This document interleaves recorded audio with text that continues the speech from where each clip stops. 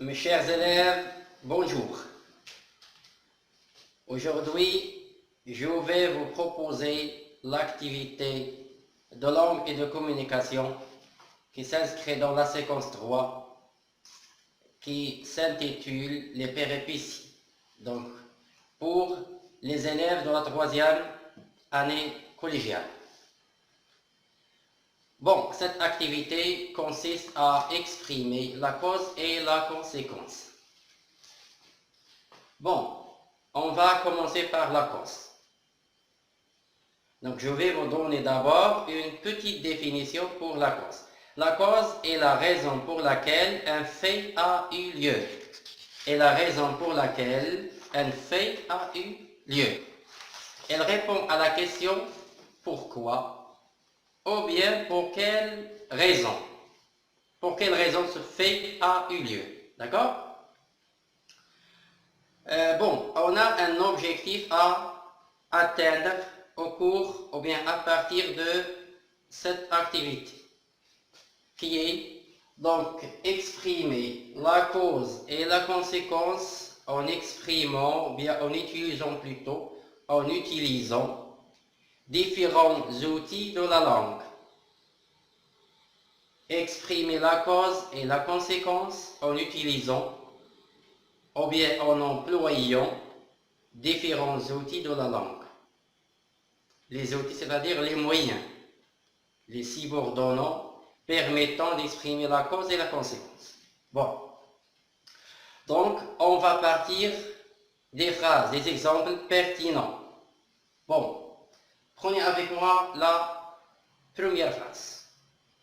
Les gens doivent rester chez eux car ils sont menacés par coronavirus. Les gens doivent rester chez eux. Pourquoi? Pour quelle raison? Parce que ils sont menacés. D'accord? Ils sont menacés par un danger, par coronavirus. Dans cette phrase, bien sûr, qui est une phrase complexe, c'est-à-dire, elle rappelle la phrase complexe qui comporte deux propositions. Une proposition principale, indépendante,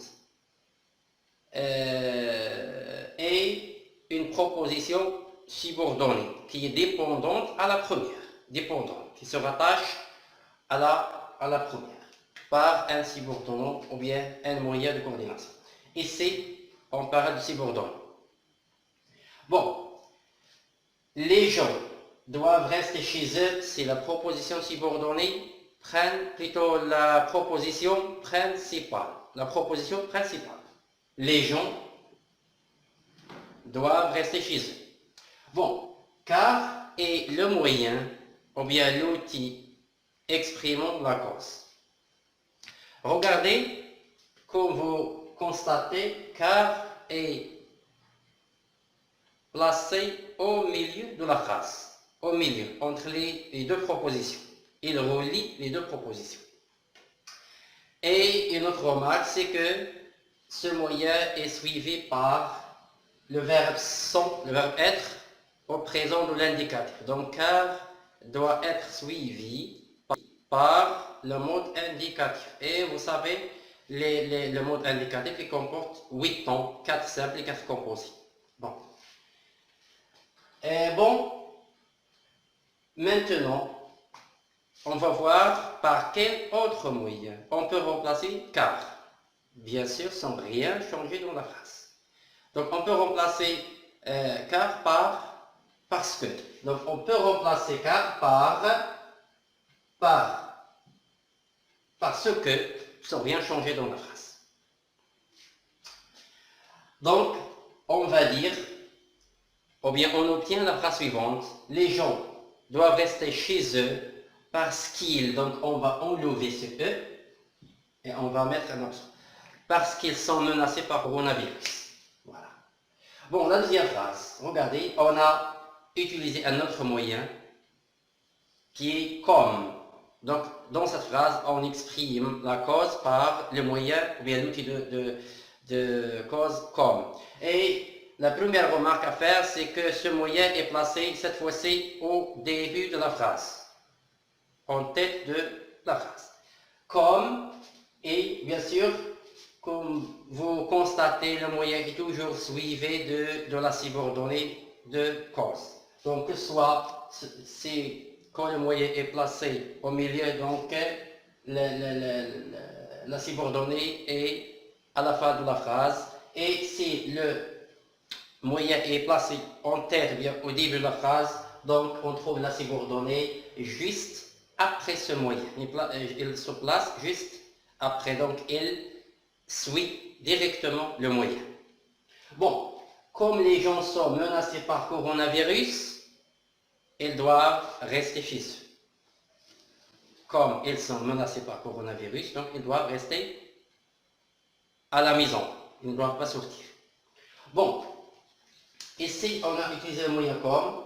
Comme aussi, il peut être remplacé par un autre moyen ayant la même fonction. C'est puisque. Puisque.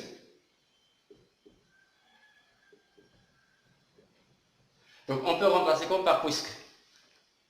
Donc on dit, puisque les gens sont menacés par coronavirus, virgule, ils doivent rester chez eux. D'accord? Ils doivent rester chez eux. Bon, regardez maintenant le mode. Le mode est toujours l'indicatif. Donc, ils sont, d'accord? Toujours l'indicatif. Bon, regardez maintenant la troisième phrase. Ali est absent sous prétexte qu'il est malade. Ali est absent sous prétexte qu'il est malade. Le moyen qu'on a utilisé dans cette phrase pour exprimer la cause est ce prétexte que. Ce prétexte que. Et ce moyen, on l'utilise pour exprimer une fausse raison. Une raison qui n'est pas vraie. Donc dans cette phrase, Ali n'était pas vraiment malade. Il a seulement créé ou bien donné un prétexte pour s'absenter. Il n'était pas vraiment malade. Donc ici, il ment. C'est du mensonge. Les gens doivent rester chez eux à cause de la menace de coronavirus. À cause de la menace de coronavirus. Ici, on a utilisé un autre moyen qui est à cause de. Donc à cause de. Regardez, à la différence des autres moyens qu'on a vus, donc cette fois-ci, ce moyen est suivi par un nom. Attention, regardez, vous faites attention ici, à cause de est toujours suivi d'un nom. C'est la menace. La menace. Donc ici, les moyens précédents sont suivis par un verbe à l'indicatif. Ici, à cause de est suivi d'un nom. Et notre remarque concernant à cause de. On l'utilise quand on a un résultat, quand cette cause, cette raison entraîne un résultat négatif, quelque chose de mal. D'accord? On utilise à cause de. Et si cette cause entraîne un résultat positif, qui est un avantage, quelque chose de bon, on doit remplacer à cause de par grâce à. Regardez la phrase numéro 5. Les élèves peuvent suivre leurs études tranquillement à domicile grâce à. Grâce à. Ici, j'ai écrit grâce au pluriel parce qu'on a grâce aux plateformes mises à leur disposition par le ministère. Ils suivent leurs études tranquillement à domicile grâce aux différentes plateformes, les plateformes créées ou bien mises à leur disposition par le ministère de l'Éducation nationale. Donc ici, on a un avantage. Les élèves, pour être à l'abri d'un danger de la menace de coronavirus, donc ils doivent rester chez eux et suivre tranquillement leurs études à la maison. C'est un avantage. Donc on utilise ici, on doit utiliser grâce à. Maintenant, on passe à un dernier exemple. Du moment que tu aurais de bonnes notes, je t'offrirai un cadeau. Du moment que tu aurais de bonnes notes, je t'offrirai un cadeau. Ici, on a utilisé, on a exprimé la cause à l'aide d'un moyen qui est du moment que, regardez maintenant le mode, du moment que tu aurais, le conditionnel. Donc regardez aussi que notre remarque, c'est qu'on a utilisé le conditionnel dans la subordonnée, la proposition subordonnée, et aussi dans la proposition principale. Du moment que tu aurais de bonnes notes, je t'offrirai un cadeau. Du moment que tu aurais de bonnes notes, tu réussirais. Donc, voici ce qui concerne la cause.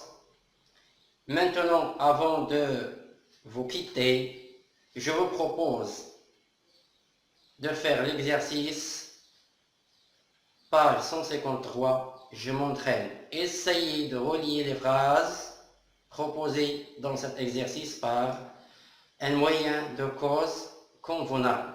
Donc, merci de votre attention et au revoir.